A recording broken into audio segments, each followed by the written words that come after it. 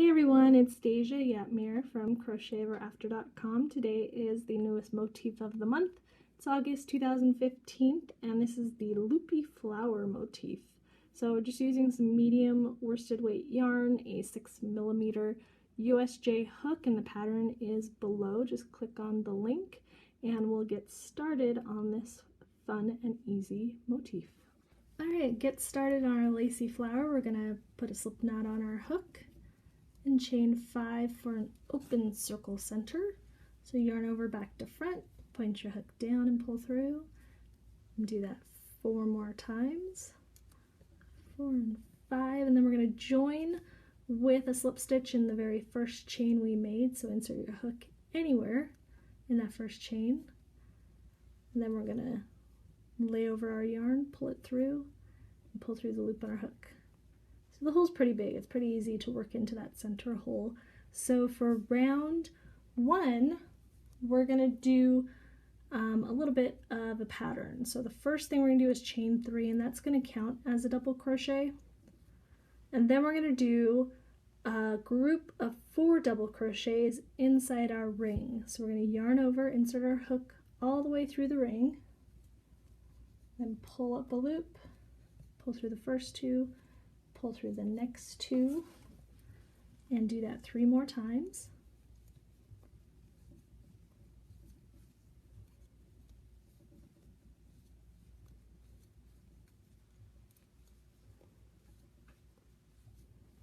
Okay, so that's going to count as a group of 5 double crochets all together. Then we're going to chain 4. And then we're going to do another 5 double crochets and a chain 4, and we're going to do that 3 times. So this counting as the first, and it'll be 4 times, or 4 of these groups all together.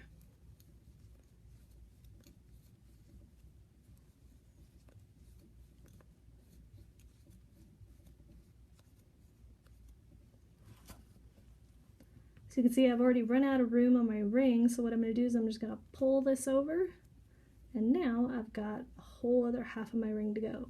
So we're going to do this 2 more times with our 5 double crochets and our chain 4, and then we're going to join our round. Okay, I just finished the last 5 double crochets, and now I'm doing my chain 4, and then I'm going to join with the slip stitch in the top of my chain 3. So this looks really disproportionate and floppy right now, but what we're going to have after we do our next round is kind of a 3D effect with all of these double crochets. So you'll see that in just a second.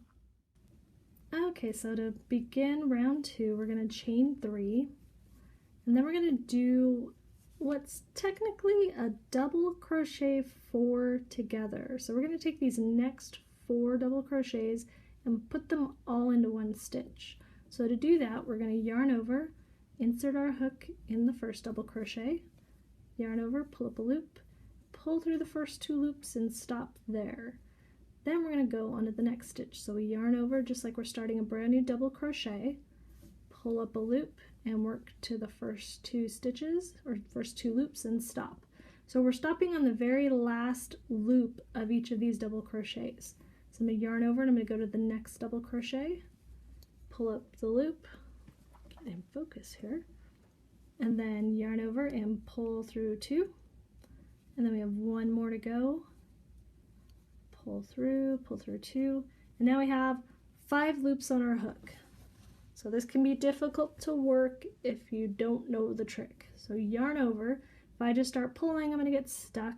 The easiest way to get through all these without getting stuck on anything is turn your hook straight down and pull through all of them. And now we create this kind of bobble stitch from these 2 rounds. It's going to be kind of a 3-dimensional poof right here. So then we're going to chain 7. So we're going to do 7 chains. 3, 4, 5, 6, 7. And then we're going to single crochet to kind of anchor this, because this is going to be one side of our flower. This is going to be kind of our corner here. So I'm going to single crochet in here, And then I'm going to do another 7 chains so that I can get back over here to this next bobble in this area.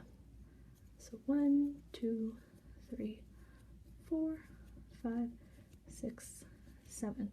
So now the difference between this one and this one is that I have all 5 double crochets to do here. So this is going to be a double crochet 5 together. So we yarn over and it's the same thing, it's just we're doing it 5 times instead of 4.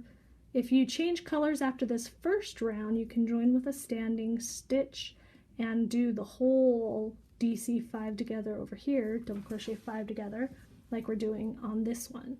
So just like before, this chain's going to wrap around, just ignore it. It's not going to mess you up at all. It still gives you your loops over here. Yarn over and pull through the first 2, just don't pull through all 3. So you'll see I still have 2 from the chain and from the double crochet. Yarn over, go into the next one, pull through the first 2, yarn over next, first 2, you get the picture, do this 5 times, missed a piece there, and then point your hook down and pull through all of them. So now we have our second. So we're going to do these chains again. 7 chains, single crochet, 7 chains. 3, 4, 5, 6, 7, and a single crochet in the corner. And then we're going to do the same stuff all the way around. So just keep doing the 7 chains, then your DC 5 together, and then that corner again until you get right to the end. Finish my last chain 7, and now we're going to join with a slip stitch at the top of our chain 3 right here. So we go 1, 2, and 3. Put your hook wherever you like in that chain. Yarn over and pull through the loop on your hook. And then we're going to fasten off. So one thing I want to show you, just in case some people, there's 2 really ways to fasten off. And I usually do the chain 1 and pull it tight and then pull the chain 1 down. But just so you know, there is another way. So if you're making something and you don't like the little bump that may form when you do that chain 1, you can just pull out the loop and cut it like that. My scissors. And then when you weave in, the only thing is this can come out because it's, see how easily it can pull out? That extra chain 1 kind of tightens it down. So if you're not going to be weaving in the ends right away, it's better to go with that chain 1 so that your stitches don't pull out accidentally, especially if you're doing motifs, because if you have something like this loopy chain that gets caught on something, you can pull your stitch out. With the chain 1, it's not going to pull out because it's been tightened down and it's like a little lock-in chain. But you can do this, so if you're making maybe the edge of the motif, you can cut it without the chain 1, and then when you weave it in, it's a little bit flatter. Not super, not huge difference, but it's a little tiny bit flatter. So if you are, kind of a perfectionist about your edge and you don't want the bump, just do that. Just make sure that you don't pull it out before you weave it in. So kind of weave these in right away if you're going to do that kind of fasten off. But that's another way that you can fasten off that will reduce the bump. So now we're going to switch colors. That's why I cut off the blue for the final round. You could keep the blue and just keep on going, but I want to put a nice bright pink around this. So I'm going to go grab that and we'll do the final round. Okay, this final round 3 is going to be a really easy round. We're going to go ahead and put a slip knot on our hook, and we're going to do a standing single crochet to join in our next round. So just like our standing double crochets, all we do is we just start working our stitch. So we're going to work into any chain 7 spots. So pick any of these loops that you want to work into. Remember, I did that fasten off, the other type of fasten off, so probably don't start with this one so that you don't pull it out if you haven't woven in your edges yet. So I'm going to start next to it, and I'm going to start kind of over on this side because we're going to put a lot of single crochets around the loop. You could start wherever you want and just push them over as you go because they will move, because you're going to crochet around the entire chain. So you're going to put your hook straight through the big hole, yarn over, pull up your loop, and we're just going to single crochet. So that's how we're joining in with our standing single crochet. Very easy, no slip stitches, no chain ones.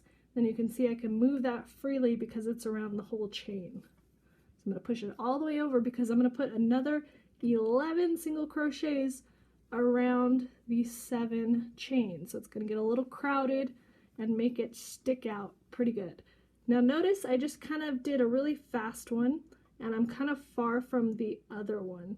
And you'll notice the top V, the top of the stitch right here, is kind of long. So if I turn it sideways, you can see that this V is a little shorter than this one. So I want to kind of avoid that because as I go and then I push this over, it's going to create this little bump, loose stitch looking thing. I want my stitches to look all the same. So when I do these, I want to keep them right next to each other. So I'm going to kind of push them over, make sure my loops are the same size as my shaft, and that's going to give me more consistent stitches. So just kind of push everything over to the stitch you just made and make your single crochets. So I'm going to do a total of 12 because that first standing single crochet counts as 1. And then we do the same thing on all of the other loops. There's no joining, no chaining in between. As you work, you're going to get close, so just push them over so you have more room. These are really hard to count if you're new and if you're not new because they're all squished together. So if I tried to count the front of these, I would have no idea how many I've done, and I haven't been counting as I've been making them. So I turn them sideways and I count the V's on top so I can see 1, 2, 3, try to hold on to this, 4, 5, 6, 7, and 8. So I have 4 more to go. And then I'll push them kind of back over because I think I'll have even a little bit of room left after I do these 4 to kind of even them out. So that's 12 total. It kind of went to the end, but you can kind of push them out a little so that they're all even across. So we're going to do another 12 in the next one. So we do nothing in between. We just start single crocheting. So it's a very easy round. Just got to keep count and keep those stitches right next to each other. So do 12 in every single loop you come to, and then we'll come back and join at the end. Okay, just doing the last single crochet of the round, and that fasten off I showed you, it keeps pulling my last loop out, so I have to keep pulling on the tail to pull it back down. So that is a concern that you want to remember, that if you're doing it with a motif, probably save it for the very last round. It's not going to make a real big difference on any other round. So I'm going to go ahead and join my round with a slip stitch in that very first single crochet. So right under those 2 loops, just yarn over and pull through. So maybe I'll try that here so you can see the difference with the flatness of the join. You can see if I pull it over, it goes nice and flat rather than, I'll fasten off with the chain one so you can see the difference.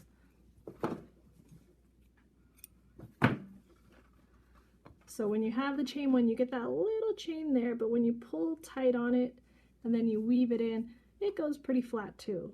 So the benefit of the chain one is that you can't pull it apart. The benefit of the not chaining one is that it will be a tiny bit flatter, but you can't pull it apart. So whatever works better for you, whatever you like better, if you really want a flat edge on that final fasten off, then do it without the chain one. So I'm going to weave in the ends and then we'll take a look at the finished flower. I already got my ends all woven in, so now we have our kind of 3-dimensional loopy flower. This would be cute as an applique, or if you connect them in different spots, you can make a cute scarf or a shawl, but lots of different things you can do with it. If you have any questions, leave them in the comments below, and thank you for watching.